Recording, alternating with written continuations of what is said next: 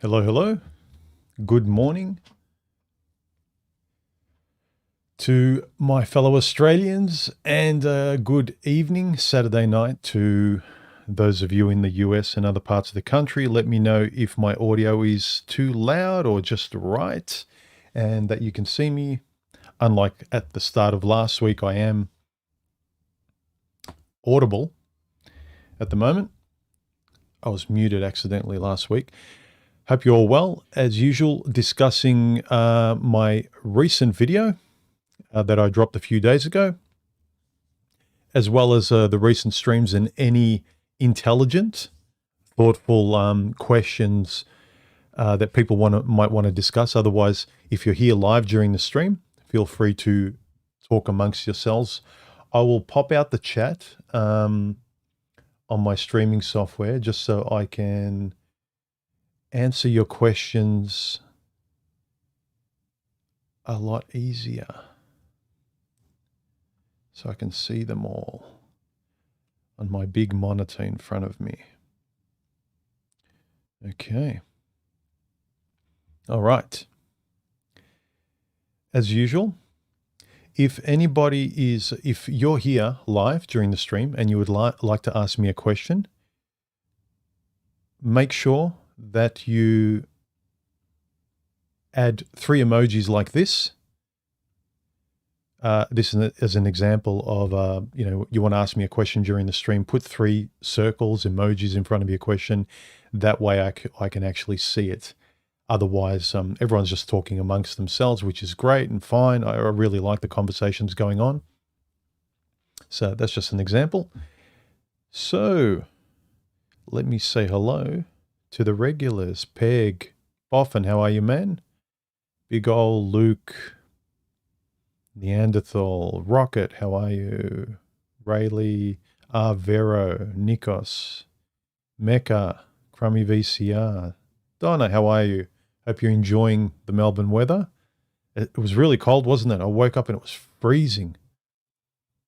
First time I've put both my heaters on at the same time. It was that cold. All right. Let's get into it. I posed a question last night in my communities tab, and if you guys want to keep up to date with videos dropping, questions and polls I ask you, things I'm thinking about, important and interesting discussions going on that might be related to a video or something I'm putting up or about to do a stream like today, and I post some comments leading up to it so I can include some of your comments. Check out my community tab frequently. That's where I will update moment-to-moment stuff and announcements. Obviously, the videos will be on the main page.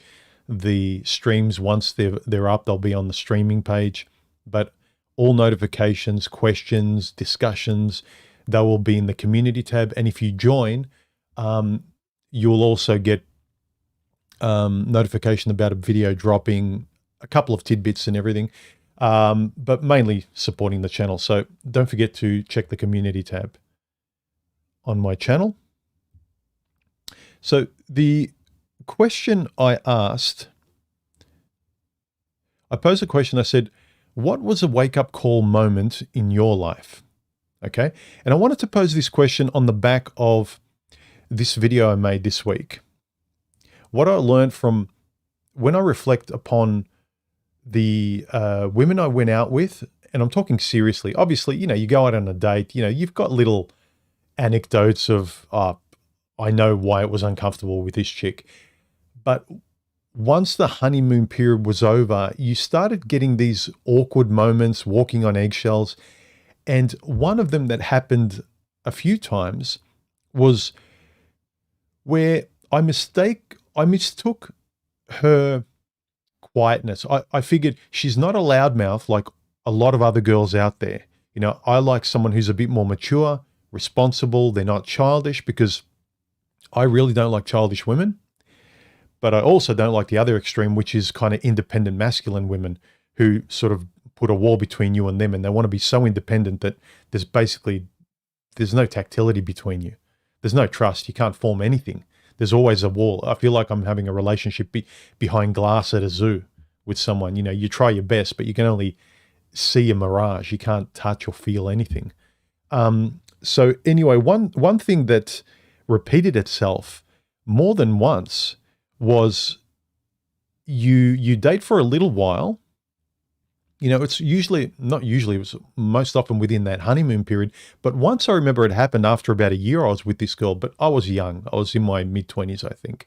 So I kind of give myself a kind of pass because it was my second proper relationship. My first one, I was completely blind. I was just kind of being puppeteered. But the question that came up a couple of times, and I've learned my lesson from this and reflecting back on it, was when they kind of go quiet, it happens gradually, and you could tell you've kind of settled into, there's a wall between you. And then all of a sudden you could tell she comes out with, where is this relationship going? Or what are we? I don't even understand what we're doing here. And it surprises you, not so much that you didn't feel some coldness between you, but that she's obviously been hiding this, not being able to bring it up, afraid to bring it up, changed her mind. She might have found someone else. It could be a million different reasons. The point is she's not communicating like she always tells guys to. So the position a lot of guys find themselves in is that if they're asking what's wrong, she'll say nothing.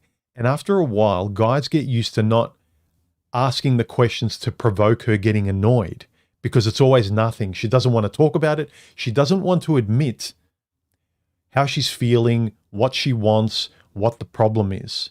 So she doesn't want to be responsible for asking for something or exposing something that's important to her, that's lacking or whatever.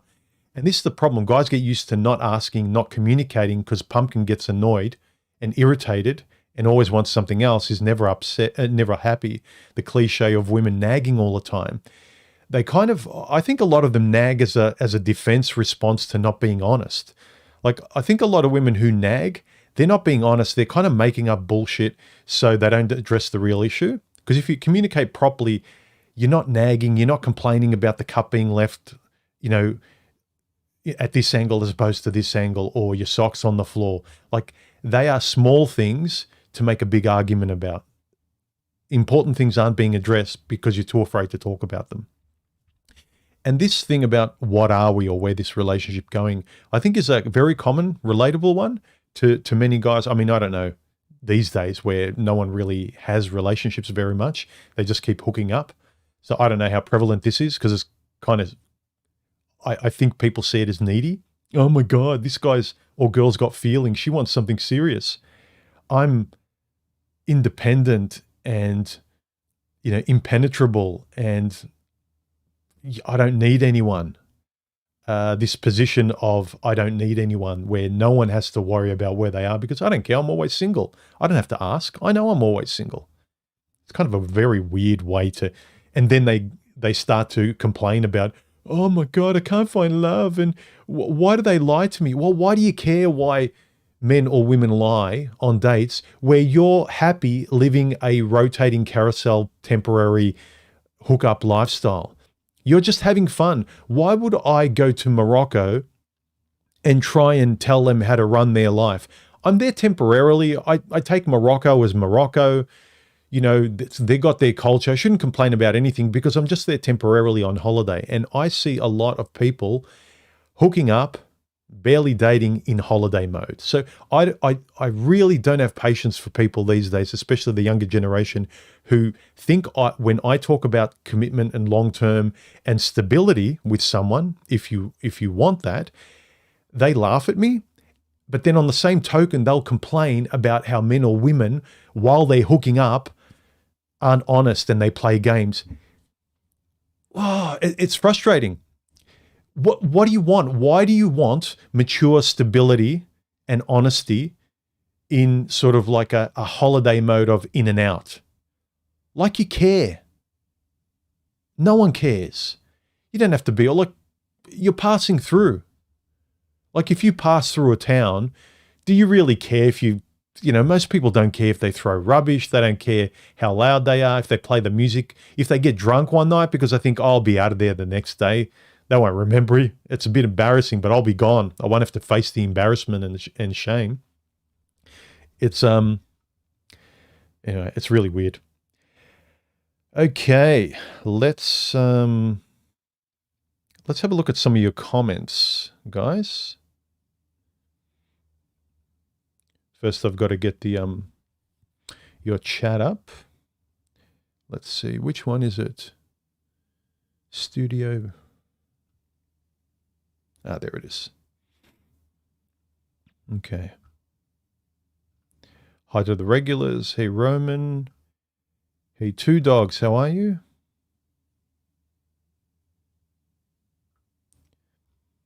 Okay, any sensible questions, guys, before I get on to the topic? Okay, John says, hi, human. What are your thoughts about how women behave on and off Tinder and Bumble, feel that they treat men without a care, cannot commit and look for a better option? Yeah, apparently I think from memory, isn't Bumble the one where women have all the control, as though they don't have control everywhere else? But the perception of control where you like them or you message them, but they never see it unless they like you back and then they get a match. So basically, they're not inundated with guys liking them. It's only the ones they like that they see the match with. I think that's what Bumble is. So Tinder or Bumble, either way, they're only talking to the guys they want. What do I think? Well, you'll get what you deserve. You know, I played with that for a brief period of time here and there in between relationships in the past. And I was telling my woman, I never had any success. I mean, I had success where I chatted with and I caught up once or twice and I had fun once or twice, but it was terrible, awkward. It was after a couple of times, I think it's the fact that so many people use it and it's telling about their personalities. After a couple of times, I'm like, I don't care. That's where everyone is. It's like the ocean. That's where all the fish are. The quality is awful and I have an awful time. I'd rather have no fish and, when I come across my kind of pond on dry land, I'll fish there and see what I can get. And my missus said, well, it's not the platform, it's how people use it.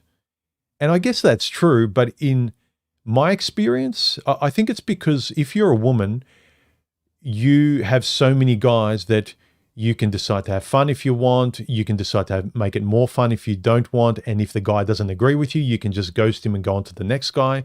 And you can just try and make it into whatever you want because of the avalanche of men and the opportunities compared to women. Whereas something like Bumble, I think it's more of a typical dating site where you've got a profile, a picture, and you say what you want and you represent your personality and lifestyle to a degree. And so if somebody sort of really sees something that's a red flag, it's like, no, I'll go on to the next one. And given that women sort of can pick and choose a lot online, all of online dating is geared towards women going for the top 5% of guys. And so they're always going with the most popular guys who really don't care that much. They've got a lot of choice. They know their status and their looks, their confidence and their ego. And this is the kind of women that go for these guys, and they know it. So women won't go for guys within their range. I'm not saying for women to go for, settle for guys below themselves, but women have this false perception. Some of them are 5s and they think they're 10s. And I'm all for thinking better of yourself, right? But not to be delusional. It's stupid because you're interacting with people or going on a date thinking you're a queen. It's like, hey, you're Jane who works at the supermarket or an office. Like, you're not much different to me. We've got 2 arms, 2 legs. The quality of our character and how we treat each other, at least to me, that's what I always saw was important. Yeah, as long as you're kind of not you don't have like some borderline personality and you're an illiterate bum that's so lazy they don't want to contribute or do anything. Like there's such an incompatibility that you really can't get along and there's nothing in common. I get that. But just nominally, you know, you're earning money to some degree. You're responsible. You can have a conversation. Your interests are similar. And on the personality spectrum, you know, introvert, extrovert, conscientious, lazy, like you're kind of compatible there. You're not different. You're not a wildly conscientious person and she's a very lazy person, or you're an extreme introvert and they're an extreme extrovert. You don't want those extremes. But apart from personality traits, yeah, I don't think much of those. I think the dating sites, they promise a lot and women treat them like free shopping expeditions. They get a lot of emotional validation. They get a lot of dopamine hits. They're always single, perpetually picking Prince Charmings just around the corner while extending their single lives and dating lives as long as possible, but they're not really. They're just kind of being used like tissues until all of a sudden in their midlife, it stops and they find themselves, they're going lower and lower on their standards. They're actually going below where they are. Before they used to be delusional and go for 10s when they were 5s. And now they're starting to go for 4s and 3s and 2s and 1s.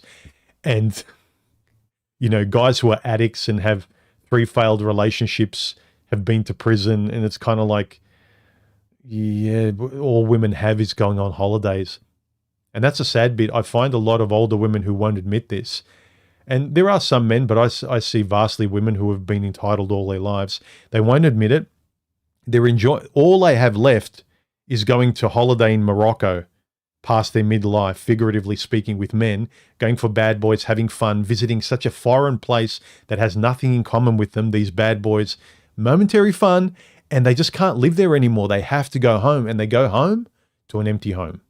As in, they go back home to their dating apps and they're trying to find something that they didn't want to take seriously when they were younger.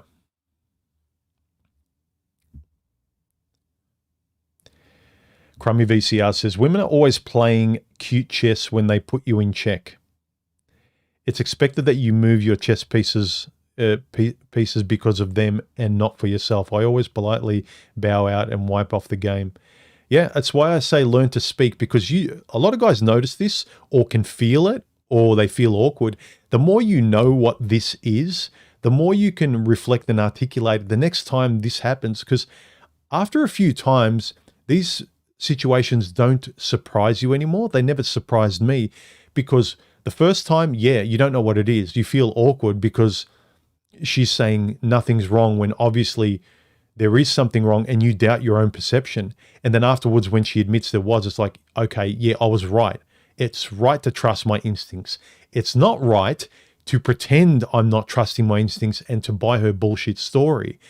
Time and time again, when it's proven that she was just too scared to be honestly admit that there was something wrong and she should want to talk about it. Or at the very least say, look, yeah, can we talk later? I'm feeling a bit whatever. But I'll talk to you about it later. Now is not the right time, but yeah, I do want to talk to you. At least say that. But no, up is actually down and left is actually right. And you as a guy, you doubt your own perception. That kind of gaslighting is really kind of demoralizes a guy over time, that he just feels like he's a failure at dating, rather than the other person may be gaslighting them so much that he just doesn't trust himself to communicate or be with most women who love the gaslighting game so they can avoid any kind of responsible discussion. So the same with guys. Don't avoid uncomfortable discussions if it's ripping a Band-Aid off and everything will be great after that. And you know it will. Good or bad. I know with myself, anytime there's a speed bump, you don't want to do it. It's going to be an awkward moment. But you also know almost 10 out of 10 times, you turn, you rip the Band-Aid off, you turn around, you face it, you talk about what's on your mind, or you insist that you talk about reality. It's uncomfortable for 2 seconds. And then straight after that, gentlemen, I know, and most of you know, you feel 10 times better in your relationship. Or you feel not 10 times better, but maybe, a little bit better if it's going to be over. At least you're not in eggshells, gray, Walking Dead limbo. At least you know the clarifying position of, okay, this is over. This is the discussion we were delaying. Neither of us wanted to have. So it gets 10 times better if you resolve it, or it literally gets 10 times better sometimes if you talk and it's over. It is liberating either way. You know it. Turn around, face what you're worried about if you righteously know it's the right thing to do.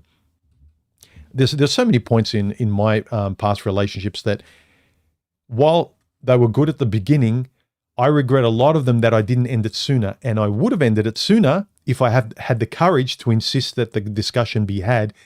And I wasn't nice and saying, oh, well, I won't pressure her because she's saying nothing's wrong. And I keep asking and she's getting more annoyed and she's saying I'm making something wrong. It's like, okay, I won't. But then she's just being cowardly and avoidant. So,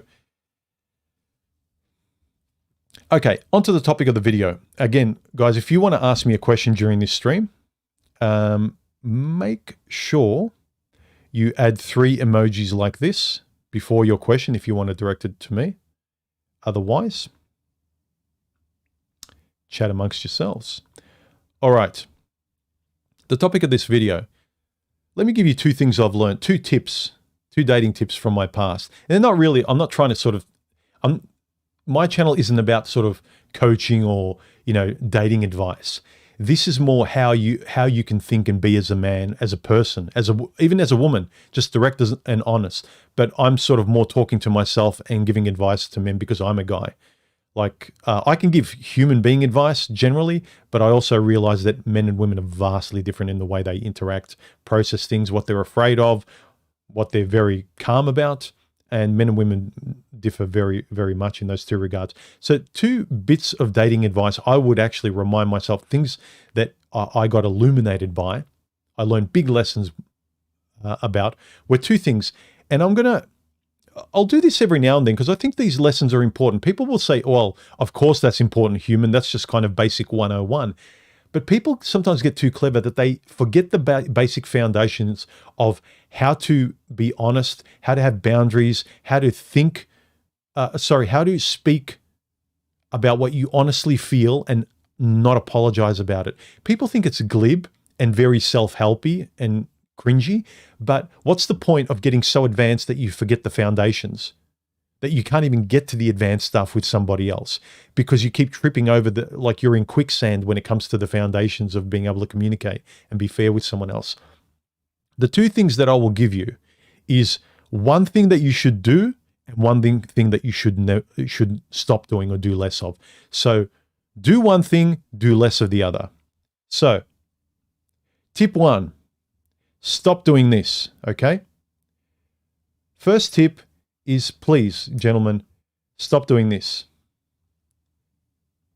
Stop hoping it'll work out the way you hope it could and should, and the way you would want it to work out reasonably, given your life and the kind of girls you like and chat to, but never can quite get it to a relationship. Stop hoping it'll work out with a let's see what happens strategy and mentality.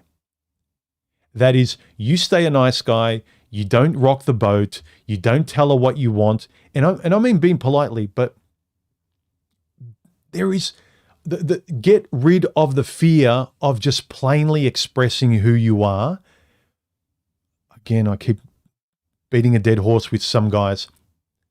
Either get interested in speaking better, not so you're as, I'm naturally interested in language. I like reading. I like stories, right? But some of you say, well, I'm not human. He's obviously into literature and writing and reading and stories and things. And he speaks the way he speaks and he's got a natural interest in it. You can't ask me to be like him any more than you can ask me to be into photography or drawing or be skilled in those things. Correct. But communication between human beings is the fundamental with being able to have some sort of stable consistency, right? Now, all that word salad I just brought up for you is because I'm interested sort of to a high degree with communication. That's me. But to a low level, just talk normally. You can just say, the things you want to say. Look, I'm speaking it now. I'm not going to use $100 words. Speak the way you want to speak because this is what you believe. This is what's important to me. I like this. I'm a homebody. Yeah, I don't mind holidays, but I'd rather stay at home. I like eating out, going to breakfast, watching movies, and feel absolutely no shame because you and your friends and almost everyone you talk to in the office, they like the same things. It's only the high expectation bimbos who aren't compatible with you that want the world, that want you to be Andrew Tate, right? If you are, fine, but you should learn to communicate plainly.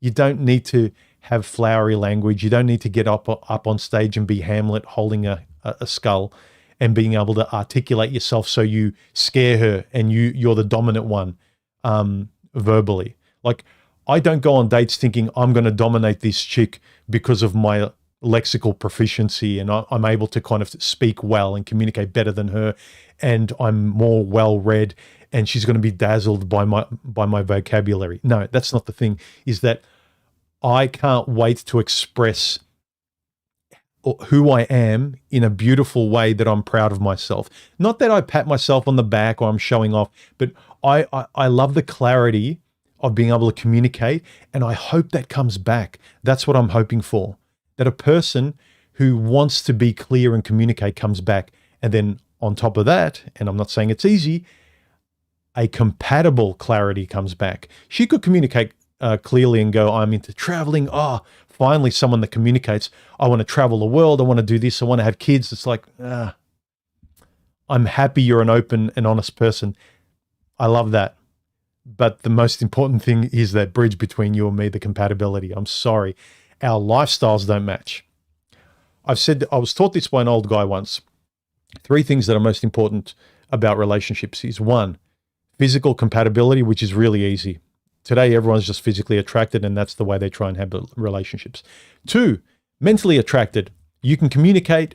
You both express yourself honestly, and you can talk, speak, listen, basic communication. 1 and 2, right? The 2, I'm always encouraging guys to do. Learn to think and speak better for you, not for them. Who cares whether Jane gets you as a boyfriend? I don't give a crap unless she's compatible with me. She can go find someone else. There are a lot of guys. Women have vast options out there. I'm not going to feel sorry for any women out there saying, where are all the good men? You just want the top 5%. You can point to any guy on the street or you'll have more than a 50-50 chance. So I don't care about women's complaining, frankly. I'm not angry at them, but this complaining about women is like just BS.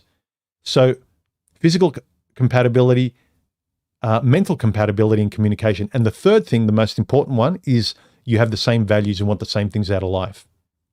That's the hard one. So I've been on many dates with nice people that we weren't compatible in the end, but they could talk, they could communicate, they were clear and direct and honest about who they are.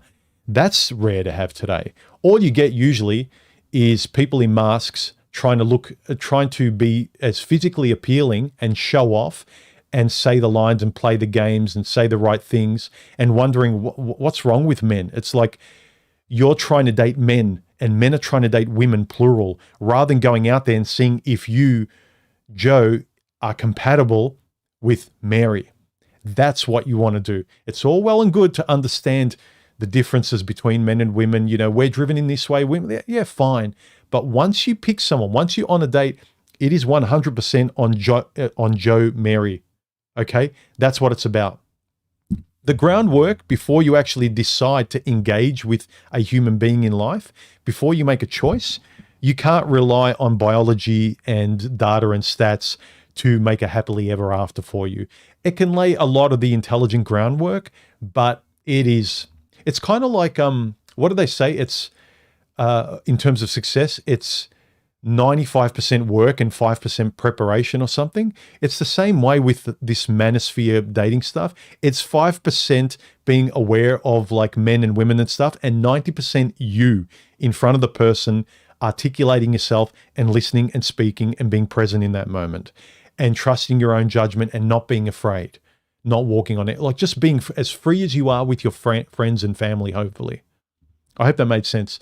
So yes, stop doing that. Stop being a let's see what happens kind of person. Stop having that mentality. And what you should do more of, or again, do what you want. I'm not telling you what to do. This is what I've learned, and this is what I stopped doing. I stopped doing that, but what I started to do more of, gentlemen, tip 2 is be direct without any filter, no matter the topic that comes up, right? But be polite and be civil about it. Don't be a spurg, unless you're a spurg yourself and you're both just out there to have fun and you're as openly honest about just hooking up and not caring about each other and you don't want commitment. But just be honest. Be direct, honest, polite, civil about things. Never ignore a nagging observation. So do more of honest directness. So do less of see what happens and trusting this, and do more of direct, I know what I want to talk about. If there's a red flag, I'm going to speak about it. So hide less, be there more. Okay, it's an overarching principle, but I think it could encapsulate not just dating, but a lot of things. But I talk about dating because it's the biggest stochastic frustration that most men have. They can't figure it out, and they keep trying and trying, and they can't figure it out because there are no rules. Women keep changing the rules depending on the personality you're going out with. She's got different rules completely compared to the last chick you went out with. And even if you went on a second date with the same chick, she's adjusted those same rules. So the best thing you could do is direct what you will stop doing from now on and what you will now do more of from now on.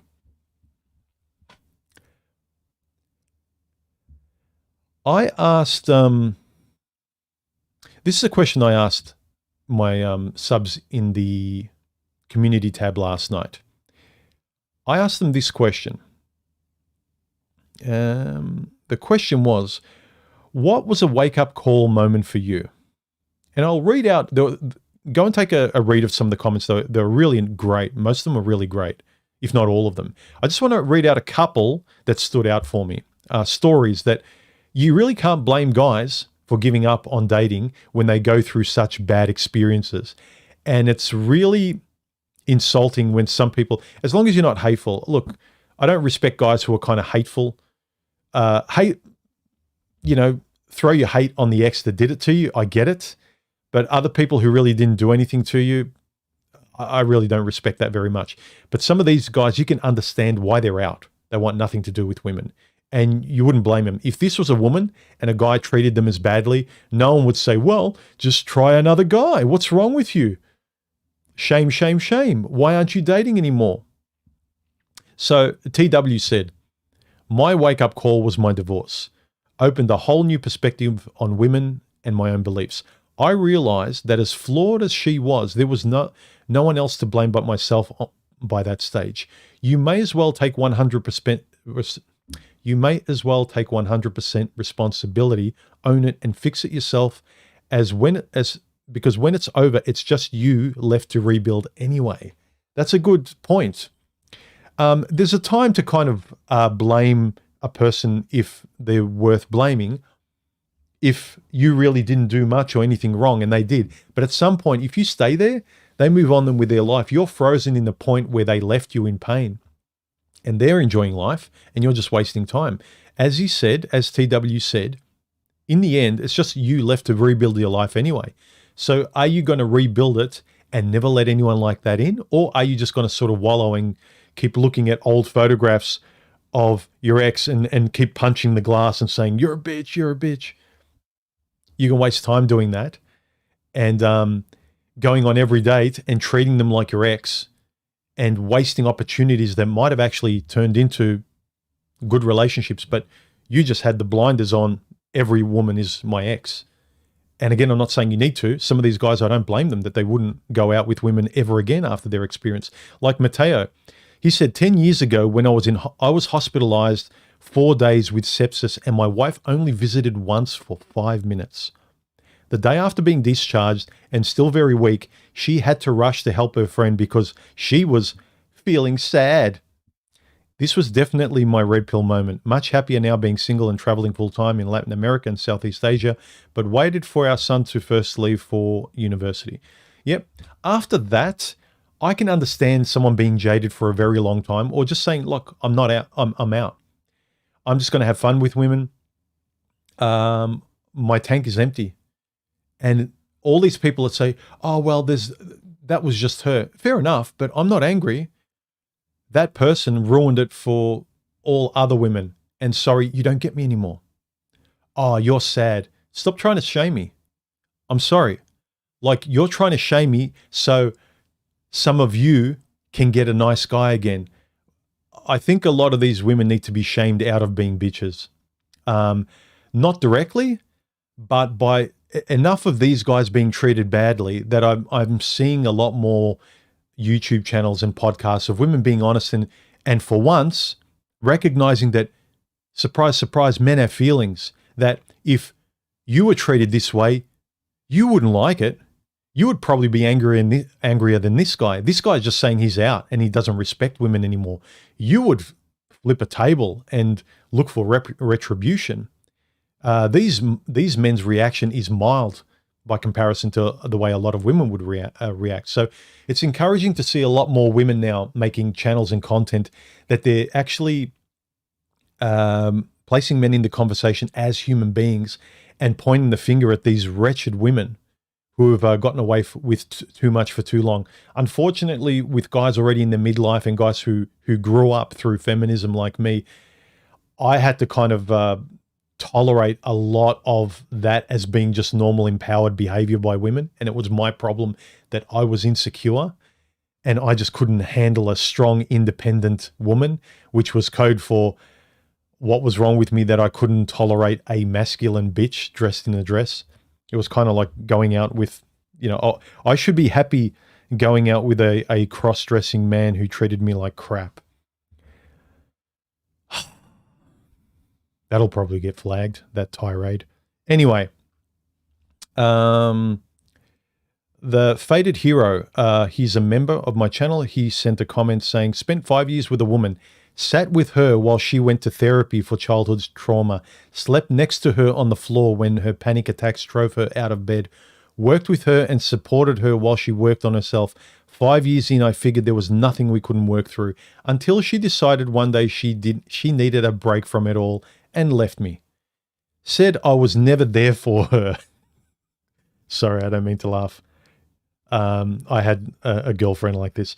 Giving so much to have her project her every flaw onto me and use them to justify leaving was an entire prescription for red pills. Yeah. My serious relationship, two serious relationships prior to my current one, I had one like this, that she was very badly damaged from a childhood experience and she projected everything. She had anger issues. And in the end, it was, I was the bad guy for not understanding that she needed to be happy and she just didn't love me anymore and yada, yada. Like, it was basically, I was seen as the bad guy, even by her family. Yet no one could tell me what I did wrong. I wanted to have a talk with them, the family and her, and it was just a mess. And it was just the person not wanting to confront, not wanting to be shamed for being the bad guy. It's like, own it. You don't want to be with me. It would have been nice if you told me earlier on rather than let it build up so you can jump out of the plane and call me the bad guy as it crashes and make up any story. Because I'm pretty sure that the next guy she's gone out with, she would have painted a sob story. Just like some of the guys she painted as sob stories when I first met her. She told me all these huge, Hollywood-style thriller stories about how this guy treated her badly, why it didn't work out, how they didn't communicate. And I'm thinking, wow, I'm nothing like that. Thank God I'm different. Like, this is going to work out great because all the problems you had, I don't have any of them. I don't have to try to do those things. I am just that guy. No. They've got a lot of problems, so you can't fix that. Bewildered Brett said, being monkey branched right under my nose when my ex got tired of our 8-year relationship and the stunning and brave response from everyone who encouraged her. Again, I'm not laughing at you guys. I'm laughing because it's ridiculous what these women did and how they think it's like, no, why are you laughing? Like, she was stunning and brave. Like, what about how she felt? It's like, yeah, but she just, if he did this to her, how would she feel? Well, that would be even worse. Why? Because she's a girl. Phil Davis says, when I took my girlfriend on the trip of a lifetime, at least to me, to Australia, the vacation I had dreamed of since I was a kid, I couldn't do anything right the whole trip. It was just eye rolls, small petty arguments and tension the whole 2 weeks. That's not how you treat someone who is sharing their dream with you. Once we got back, I had to break it up with her. Oh man, flashbacks. I'm sure a lot of guys will have moments of these. This was my last ex. I went to Nepal with her. You can actually find the video where I went to Nepal a couple of years back. And she didn't like that I wasn't doing the holiday she wanted. I was having fun. She didn't want to communicate, but basically I wasn't the dog on her leash. And she had a massive argument with me and cold-shouldered me all the way through. And then on the flight back, she's on her phone planning the next trip. And I said, are you effing crazy? Do you remember the argument we just had like last week during our trip? And she was like, yeah, I'm over that already. Why are you still holding on to it? You need to deal. Look, I don't know why you can't deal with these things. Like, okay, you're nuts. You're just nuts. She was avoidant. And if I wasn't the dog on her leash, yeah, just, I think I've talked about this plenty of times, but a lot of these comments, like I can relate to, and I'm sure a lot of guys can as well. Read the comments under my question in the community tab in my YouTube channel. Some of these will, relate to your past. I'm reading the ones that kind of most guys can relate to, or that are so ridiculous I can't relate to, the sick partner in the bedside table and being such a nice guy that you could make a romantic movie out of this. And it would be like one of the most popular romantic movies for women. It would be a Notebook or a Dear John movie. It'd be one of those ridiculous movies where the guy's the nicest, best 10 out of 10 guy, but she just can't help screwing it up and it's never her fault. Prince Revolver, he left an interesting one. He says, I had multiple ones. 1, when my previous job told me I was replaceable. 2, when my girlfriend of 8 years decided to get an abortion. I pretty much had no say in the matter. I honestly felt heartbroken over this one the most. Yeah, I can imagine, especially if you want kids. And it's basically like, yeah, no, I just destroyed our child. I threw it in the furnace. Well, why are you upset? It's my choice. And 3, when she also told me she was using me for convenience. Yeah, but apparently women are the ones that feel. And, oh God. Yeah, and men, all men feel is horniness, apparently. And when a man gets heartbroken, women and everyone cringe and go, oh God, we don't want to look at that. A guy heartbroken over his son being,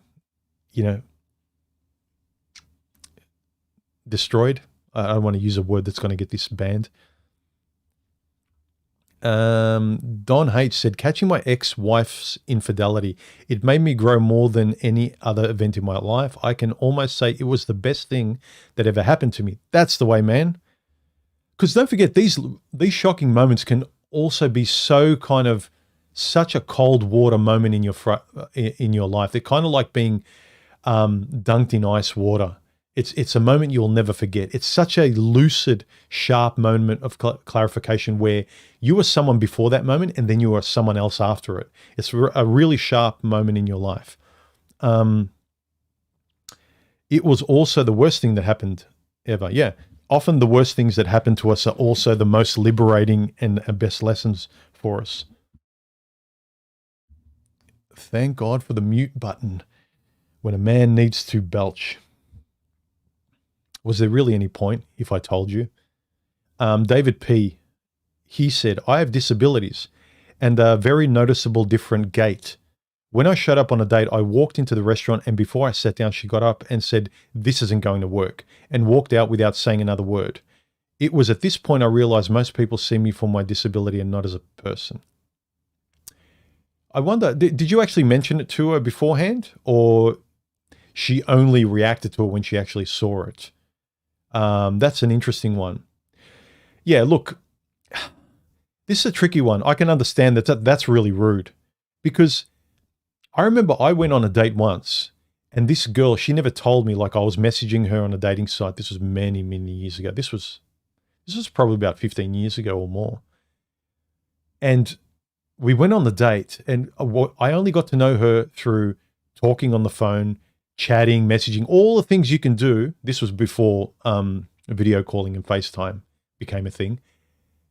And we got to the date, and she had cerebral palsy. And come on, man, like that's an extreme one. But I sat through with her on the date and everything, and I wasn't rude and got up. That's why I said, like, to what extent did this happen? There are extremes. Like a person can't just tolerate anything. So she kept that from me. She didn't even tell me. And so on the date, it was like, and she said she was embarrassed. And I can appreciate that. But at the end of it, I got to be honest as well. It's like it's too big of a shock, and it's going to be a big thing between us for me to just kind of be okay with where I'm naturally not. It's part of her anymore that I came to the date and I had a big goiter on my neck, or I don't know, small things. But also I agree, just getting up and walking out and saying this isn't going to work, that's really rude. So yeah, F her. I think that people should be at least polite.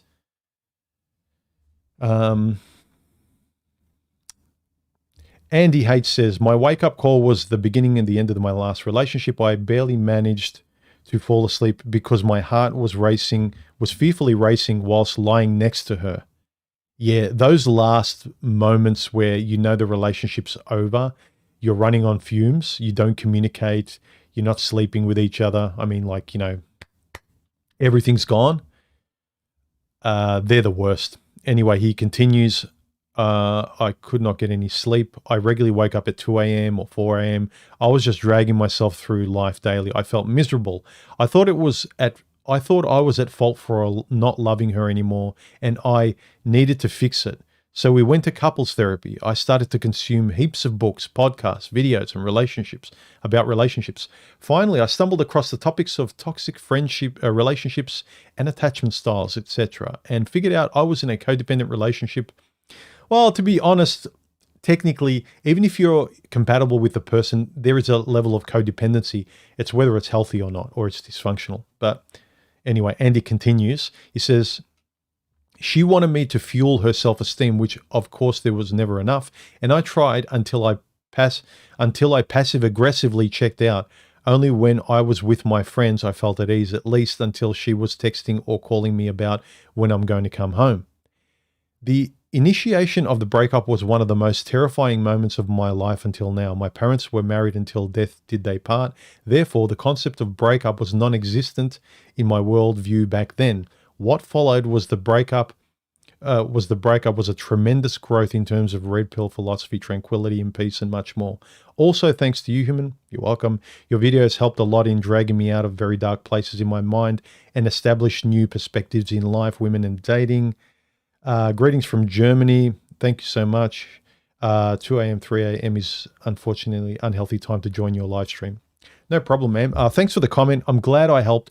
Again, you look at my videos a couple of years back when I was in an unhealthy relationship, an incompatible one, with a nice person that was vastly incompatible with me, which means that you build up walls where you don't communicate, you can't see things the right way, there's no middle ground, and therefore your unconscious defense mechanisms are you avoid that person. You find yourself enjoying spending more time on your own. I found myself happier driving away from her and having my own time. And both of us talked about like, well, it's healthy to have your own life and be separate and be independent and blah, blah, blah.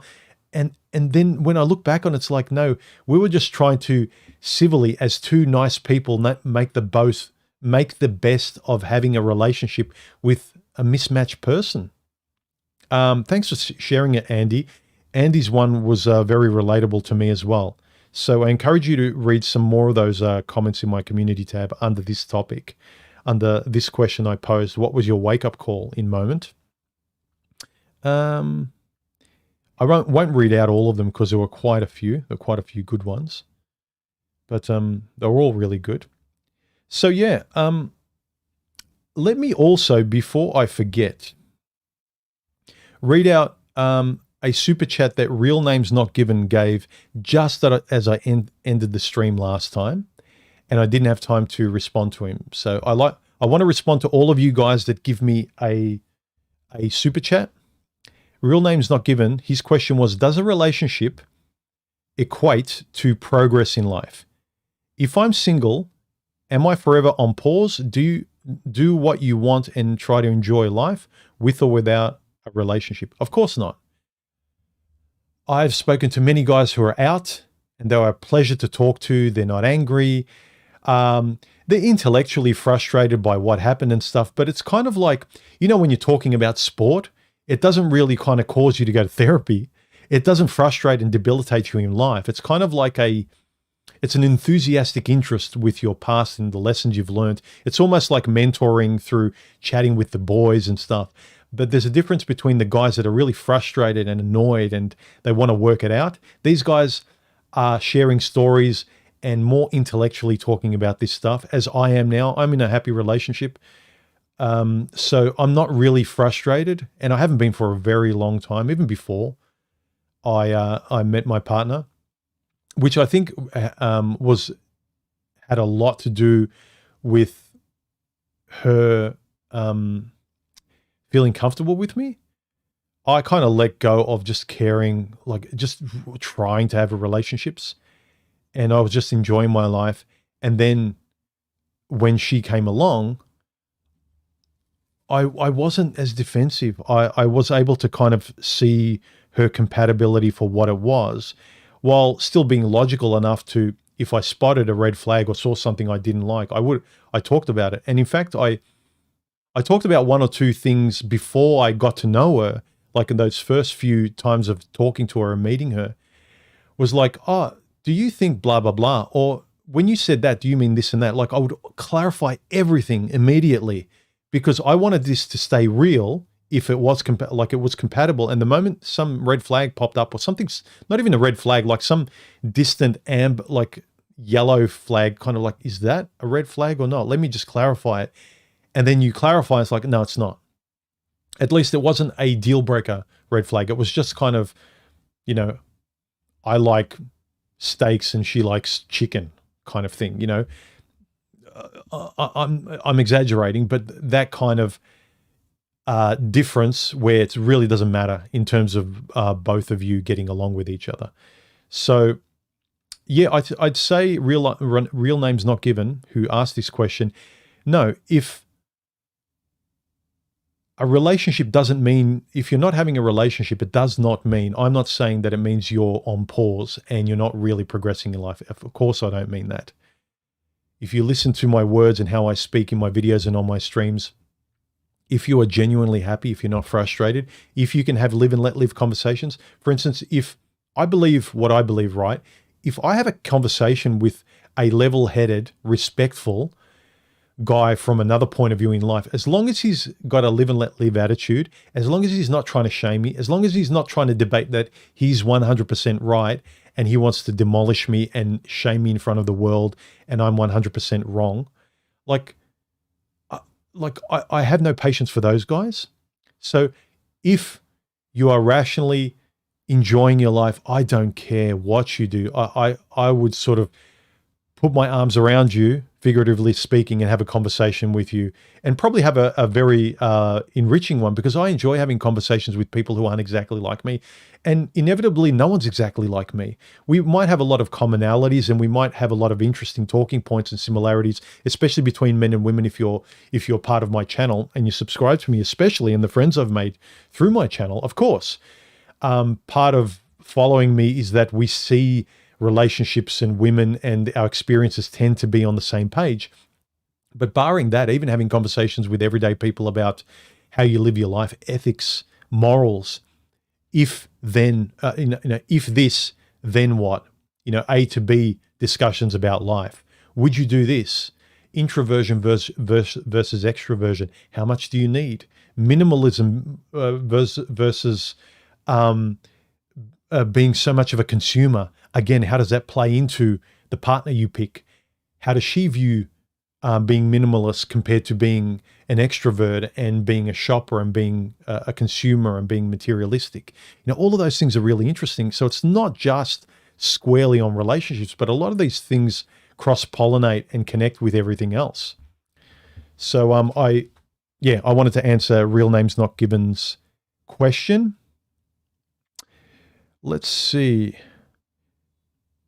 Have I missed any super chats that you guys have given during the stream while I was blabbing? I'm going through the comments and I'm not seeing any super chats. So please let me know if I haven't read a super chat while I was reading the other comments and talking about other stuff.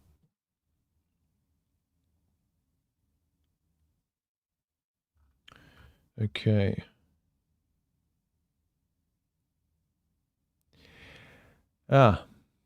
Mecca Medina, he said, I'm going to date a family friend. Do you think it's a bad idea if things could go wrong?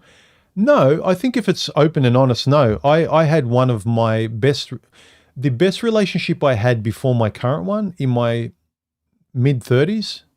It was like about 12 years ago or so, 12, 13 years ago. My sister introduced me to one of her good friends at the time because she really thought, oh, you guys would really hit it off. Like, she's so much like you. And that was my favorite relationship apart from my current one. Obviously, she wanted kids and family and she kept denying it. That's the reason we broke it off, because I didn't want the lifestyle in the end that she was pretending she could do without. And it got too much for her and she really wanted to have kids and a family and all that kind of stuff. So, and funnily enough, when we parted ways, it was a good relationship where I didn't want her to be unhappy. Like, I knew we couldn't be together. And I remember my sister at the time, and she was younger. She said, oh, you didn't really love her because you weren't broken up about her like you were with the other ones. But now my sister's since said, no, yeah, I realize now through, my sister's older and she's learned more and had more experience in sort of life and everything, where she said, yeah, that was probably real love. Whereas the other ones, the relationships that cause you to curl up on the floor and not eat for 3 days and not go to work, they were confusing. They were dysfunctional. They made no sense. You kind of really whittled away who you were. They were the most incompatible. Yet we thought they were loved because of the heightened state of emotion, but no. I realized that the most compatible relationships I had were the ones that they ended amicably, and I was more myself and we were more compatible. So, lesson learned.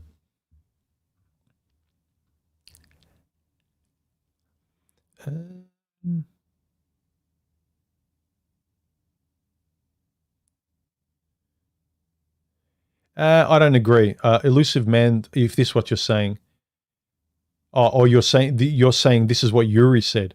Some of the most successful relationships are based on lies and deceit, since that's where they usually end up anyway. It's a logical place to see. This is one of these poetic sayings that sounds smart in justification of something completely ridiculous. This is stupid. If this is similar to love at first sight, or you need a lot of mystery in a relationship, or you need a lot of eggshells or you need to be jealous of your partner. All of this stuff that doesn't make sense, and you loop it around in sort of like in a lexical kind of loop. What's that thing where, it's an alliterative saying. I don't know how you pronounce it properly, but an alliterative saying where it rhymes. So the most successful relationships are based on lies and deceit because that's how they end. Therefore, that balances the equation. Therefore, mathematics. It's like, F off. It's stupid. It doesn't make sense. This is pure luck. This is the unicorn where you think this can work. If your best friend was starting a relationship with a complete wretch of a chick who was cheating on her past boyfriend and she was a mess, are you really going to say that, well, that's got the best chance of working, dude, go for it? Is that the kind of friend you're going to be? Or are you logically going to say, don't go anywhere near her? She's showing you who she is. So most likely probabilistically, your relationship will end. You'll be just another person that she has treated badly. Don't go anywhere near her. She's a hot stove. Well, they're going to end up being a hot stove even if you touch them initially and they're cold. So you might as well make them into hot stoves at the start. I don't know. Do what you want, guys. Enjoy the train wreck. Enjoy my videos in another 6 months. Keep watching the same videos, my old ones that they're kind of where I was venting, or watch the channels that sling mud at your exes that make you feel good and keep recycling that pain moment. You know, stay the 20-year-old that got, really got heartbroken, and don't ever change that loop. Keep doing that until you're, 40, 50, 60, until the grave. Shake your fist with your last breath before the lights go out and say, that bitch Jane, if it wasn't for her, I would have been happy. If it wasn't for her, I would have been able to go on dates and maybe be happy with someone else. Ugh, my coffee's gotten cold. Anyway, any last comments? Because I have been blabbing for quite a while. An hour, in fact. A nice hour, in fact. All right. No, come on. No comments, guys.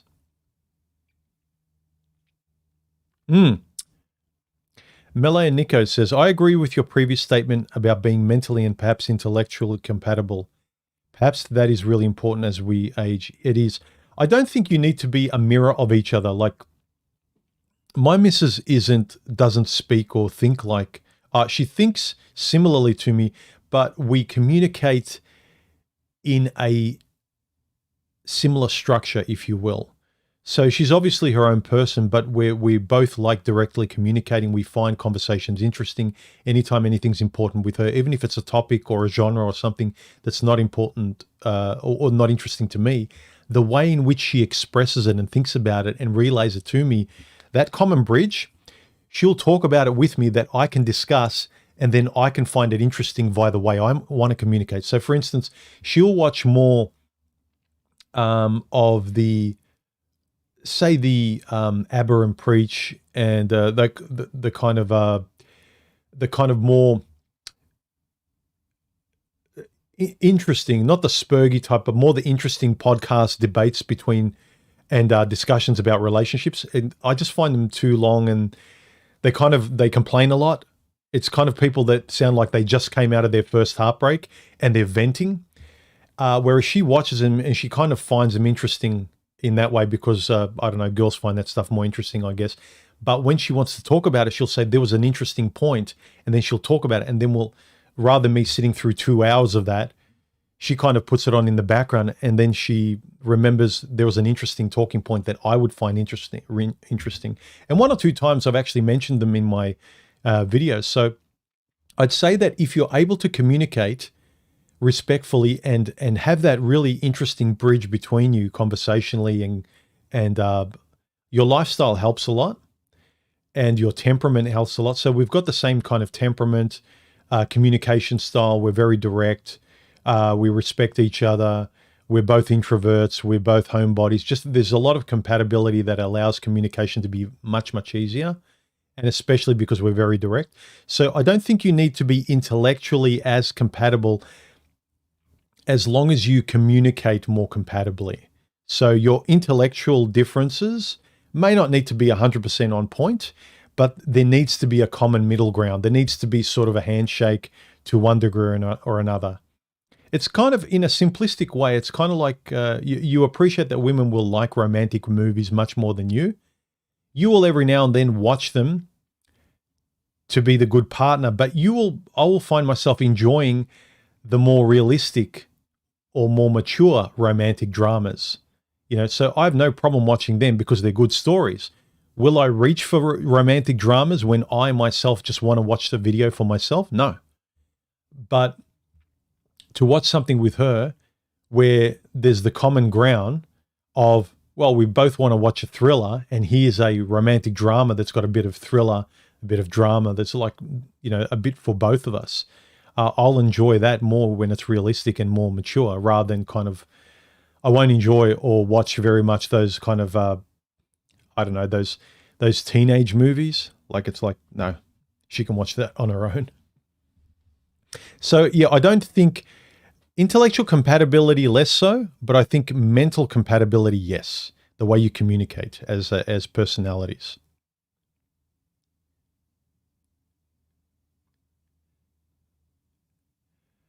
Ah, so was it Yuri's comment? Was it? Mecca Medina, what questions to ask to know her true nature without making her uncomfortable? Ask her past, how much is too much? I think if you don't know how to casually just talk about, so what do you, some things that would pop into my head that I asked casually, not because I had a list in my head, but because it popped up, I asked things like, so what did you learn from your last breakup? Like, what, you know, what have you been sick of during dating? And she'll kind of let you know what she doesn't like about guys or what she's frustrated with, what she's looking for. Maybe she'll start to voluntarily offer up the things she's looking for. If she's being very vague, I've gone out on dates where women are very closed. They don't say much. They give you one-word responses. So you try and engage in a conversation, but they just respond with the bare minimum. And they don't want to open up. They don't want to tell you about themselves. So it's very hard to sort of decide whether or not there should be a second or third date. Then you're left with kind of more psychological questions where like, well, I don't want to waste 2, 3, 4 dates or like dating you for a couple of weeks or months until you're comfortable enough that then you can be yourself. And by then we're dating and I've wasted so much time. I would appreciate you being a little bit more courageous without having to give me details of what you don't want to give, but just generally give me your personality. Because I don't like that cowardly nature. Watch this video, guys. No, this one. What are we? This is a person, when women or guys, but mostly women, when they say, what are we? Where is this relationship going? This is a chick who is hiding who she is and is not speaking up about what she wants. And she's gaslighting you and cowardly, passive aggressively putting it on you to make the decision rather than her just be honest about what she wants, what she doesn't want, what she doesn't like about the relationship. She wants to get serious, or maybe there's a better guy and she kind of wants to know what, maybe she wants you to break up with her. Who knows? But the question, what are we and where's this relationship going, comes from a couple that doesn't communicate, or one person is being very vague and obtuse and being the person who's being closed.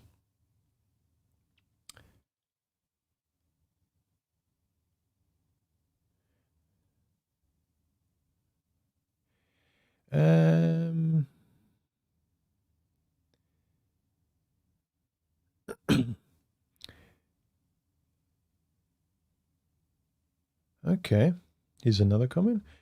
Striking It Rich says, what tactics would you recommend for someone trying to overcome a prawn addiction? It's really annoying how we have to censor the word. Would you recommend no fat monk? Yeah, possibly. It's like any addiction. I'd say if you really can't help, if you can't say no, cut it out. I would say, yeah, cold turkey is the best thing if you can.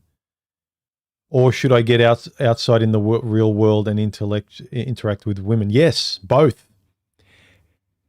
Stop staying indoors and do both. Like doing both will help you and make it easier. When you want to do one healthy behavior, adding another healthy behavior to make it easier always helps. I talked about me when I want to go for a run.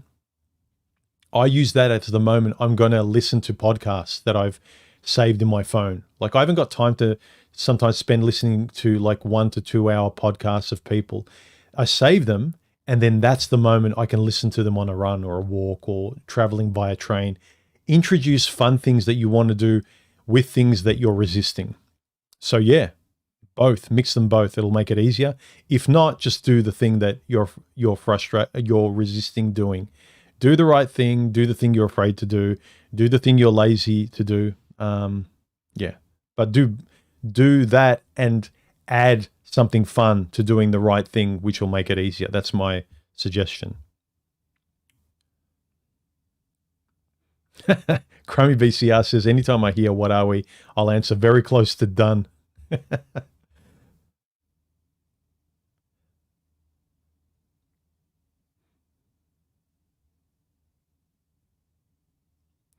All right, guys, if there's no further questions, remember, if you want to ask a question, put 3 yellow emojis like Crummy VCR just did then, or super chat me, and I'll read your comment during the stream live.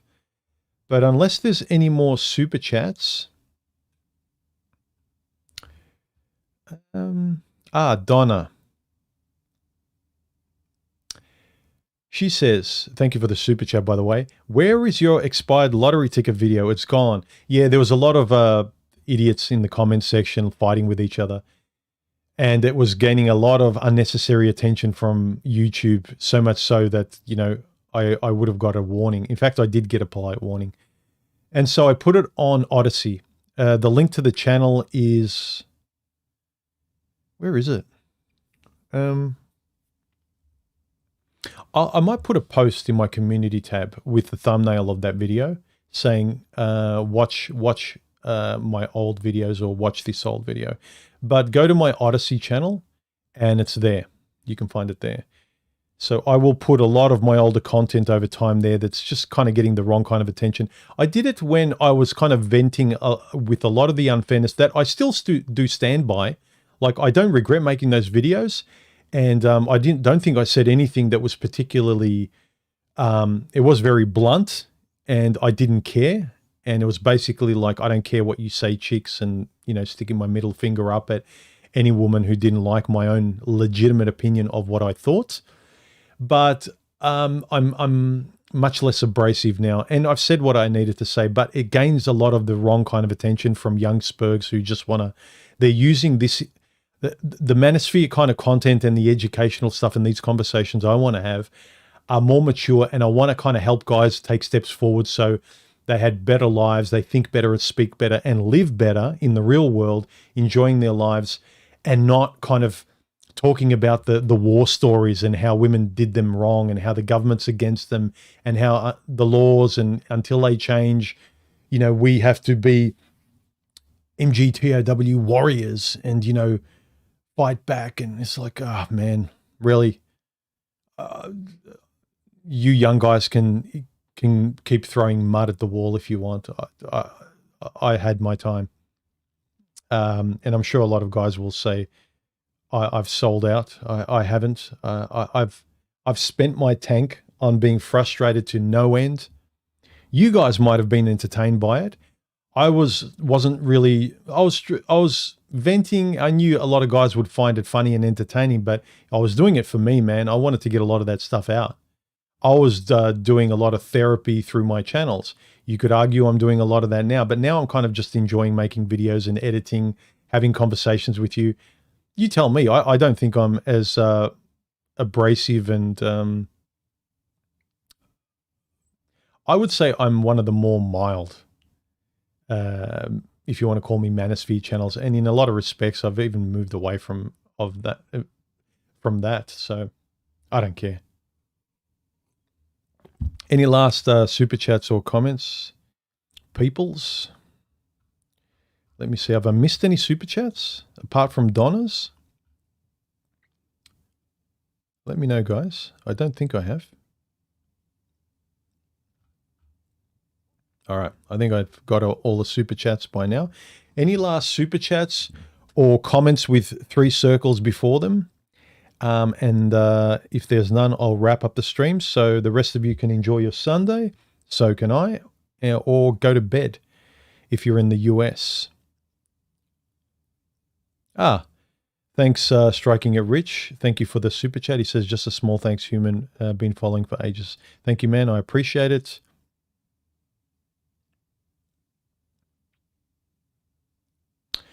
Big Ol says, a consequence of MGTOW is a lonely old age. How do you plan to deal with this? Well, before I met my partner, I was fine with it.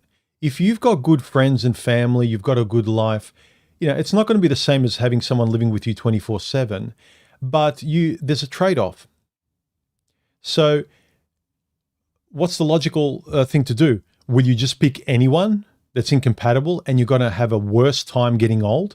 Not just with like your frailty and your health, but with someone who doesn't care about you. You are better off being on your own, saving your time and money and just having people around you that care about you, that can help you, or you can pay for help, rather than another person using up all your money, not caring about you. And then when you get ill, like many of the comments I read at the start of this stream, the guy gets sick, the chick doesn't visit him, she leaves him, she ghosts him, she's not happy, and she doesn't have a heart. So you're better off. The trade-off is you'll still be happier. So if you're going to be alone or go through physical difficulties, you're much better alone, having no one intimate, but the platonic relationships you do have around you are much more compatible and friendly, rather than not having a friendly romantic partner. And this whole thing of, oh, you've got to have kids, who's going to take care of you? I don't know. I've always found it a bit cringy that you're going to give birth to, old people helpers in the future. It's a bit like, yeah, I always felt, even though I never wanted kids of my own, the impetus to have kids should be a selfless one, which is why my second girlfriend that I had, we were initially on the same page of not having kids. And then all of a sudden, the only reason she changed to wanting to have kids, get this is how selfish she was. She realized when her father, who was old at that point, he had a health scare, she reflected, oh my God, when I get old, who's going to take care of me? That's when she started to want kids. She wanted kids to have someone to take care of her. That was the only reason. And I think that's an awful reason.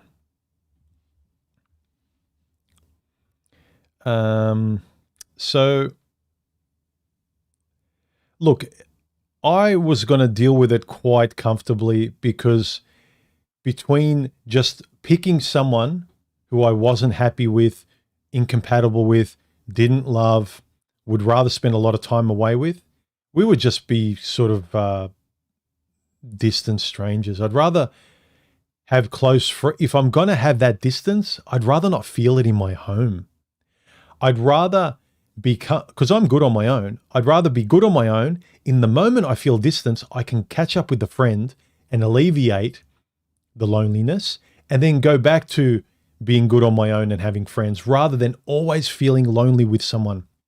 Gentlemen, there is no worse malaise and depressive sort of loneliness than being with someone and feeling lonely. That is the biggest mindfuck out. That is really depressing. I've never felt more lonely than when I was in an incompatible relationship, when it was ending, whether you just realized, I hate being here. This person is just, what was I thinking? Why were we acting? Why was she acting? Like, I've wasted a year of my life. Why did it turn bad? There is nothing worse. That's real loneliness. Feeling lonely for a day or a little period of time, big deal. It's kind of like having, I sympathize with truly depressive people, but sometimes when people get sad, it's like feeling sad every now and then. It sucks, right? But then most of the time, it's only a mild, it's kind of like when it rains every now and then. Like, that happens, you'll get over it. Tomorrow will be different. It's not a constant thing. But the constant feeling of pain and loneliness with someone who's not good for you, F that, man. No way. No way. And you all know I'm right. Those of you who haven't experienced it, logically, you know I'm right. But again, do what you want, If you say you're wrong, human, yeah, fine. Okay, prove me wrong. Be with someone incompatible in your old age. Be a roommate with someone who doesn't respect you. And then when you need them, see what happens.